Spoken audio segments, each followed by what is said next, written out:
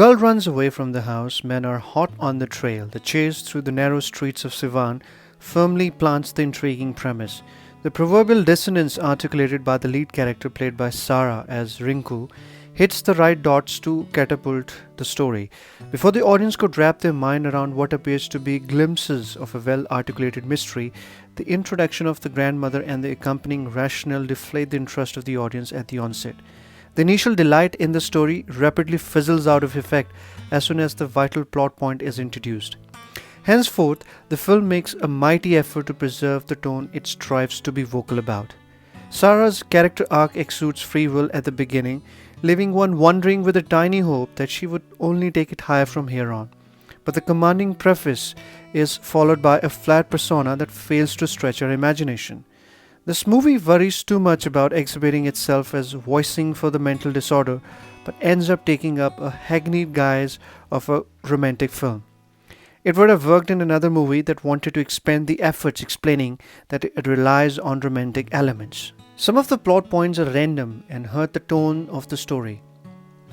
Dhanush's character Vishu has only met Rinku, who pronounces Bishu because of the local dialect, and somehow the plot makes him fall in love with her based on the only conversation they had on the train journey. So much so that he ends up breaking up with the girl he is about to marry in Chennai after an unexpected expose of his marriage with Rinku by force, and Siwan zips into her fiance's knowledge. All of this happens within 2 days of his marriage. His character is fully aware of the discomforting realization about how his love would never be reciprocated, yet he strives around throwing pallets of false hope.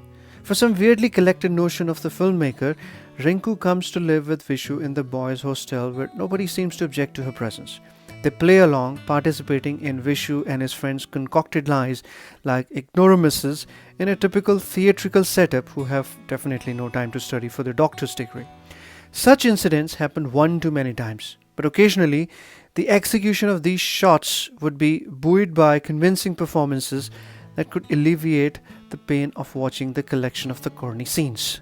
Dhanush picked up and astonishingly preserved the nuances of his character from Ranjana, yet he somehow goes meta on the endearing clunkiness that chased him around for the length of the movie. His persona walks away in deference to his previous outing, working with Anand L. Rai by progressing into familial territory with well-etched life goals instead of being fueled by vagrant instincts to accomplish his love.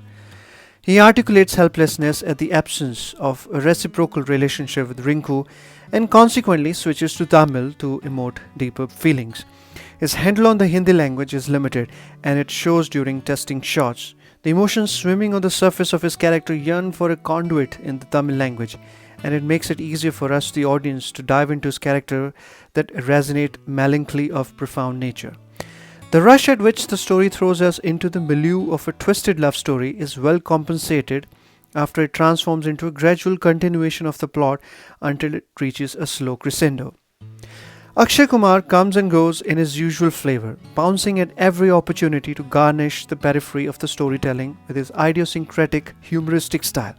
But his equation with Sara's character does not imbibe the emboldening strength he enjoys with his co-actors, even as Rinku, with her doe-eyed ebullient love for him, tries hard to build up the momentum.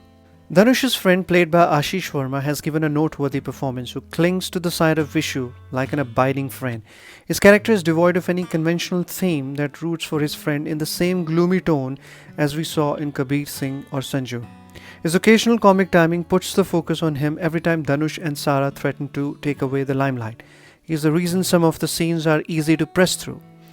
Atrangi Re is what Ranjana is not. It doesn't have the highs and the lows of a composite story that revolved around Dhanush's character that fetched sympathies for his unrequited love and the primordial journey thereof.